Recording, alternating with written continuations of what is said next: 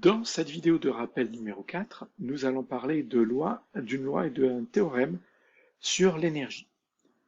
Vous avez vu l'année dernière le théorème de l'énergie cinétique, qui nous dit que la variation de l'énergie cinétique, c'est-à-dire la différence entre l'énergie cinétique finale moins l'énergie cinétique initiale, d'un système en mouvement, d'une position A à une position B, est égale à la somme des travaux de toutes les forces appliquées au système. Ça veut dire que là, en fait, ce qui va modifier l'énergie cinétique, c'est ça, la variation d'énergie cinétique, c'est la somme des travaux de l'ensemble des forces. Donc, chaque force peut avoir une influence sur l'énergie cinétique. Voilà un petit peu ce que l'on peut traduire, comment traduire ce théorème de l'énergie cinétique. Vu que le travail d'une force, c'est l'énergie apportée par une force, vu que la variation d'énergie cinétique dépend de toutes les forces, de tous les travaux des forces appliquées au système, donc on peut dire que finalement, que l'énergie cinétique varie à cause de toutes les forces. Et ce sont les travaux de ces énergies qui sont égales à la variation d'énergie cinétique, avec les travaux et l'énergie cinétique qui sont en jeu. Ensuite, la conservation de l'énergie mécanique. La conservation de l'énergie mécanique nous dit qu'un système qui n'est pas soumis à des forces non conservatives, je vous expliquerai ce qu'est une force non conservative après, possède une énergie mécanique constante. Donc ça veut dire que dans certains cas, on va avoir un système qui possédera une énergie mécanique constante, qui ne va pas varier. Donc, ce cas particulier, c'est quand il n'est pas soumis à des forces non conservatives. Donc maintenant, il faut savoir ce qu'est une force non conservative.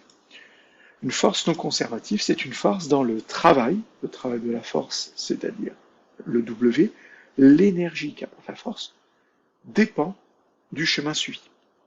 Donc, quand on a une force dont l'énergie qu'il va apporter au système va dépendre du chemin suivi, on appelle ça une force non conservative, et donc l'énergie mécanique ne sera pas constante. Par contre, quand nous avons des forces qui sont conservatives, c'est-à-dire dont l'énergie apportée par la force ne dépend pas du chemin suivi, pour aller du point A au point B, alors on aura l'énergie mécanique qui est constante. Pour vous donner des exemples, parce qu'en fait on va finalement étudier extrêmement peu de forces, on va avoir comme énergie non conservative les forces de frottement. C'est ce qu'il faut éviter, c'est ce qu'on va éviter ou négliger en terminale. Pourquoi? Parce que ça alourdit énormément les calculs et les calculs mathématiques réalisés en terminale sur les énergies et sur la deuxième loi de Newton, en fait que l'on va voir juste après, se font en négligeant les frottements. Ensuite, les forces conservatives, ça va être par exemple la force électrostatique, la force, c'est-à-dire la force subie par une particule chargée placée dans un champ électrique, ou alors le poids, c'est-à-dire la force de pesanteur d'un système possédant une certaine masse qui est attiré par la Terre. Ensuite, donc comment on le traduit sous forme de formule? L'énergie mécanique qui est toujours égale à l'énergie cinétique plus l'énergie potentielle, que ce soit l'énergie potentielle de pesanteur ou l'énergie potentielle élastique, sera donc constante dans ce cas particulier, où il n'y a pas de force non conservative.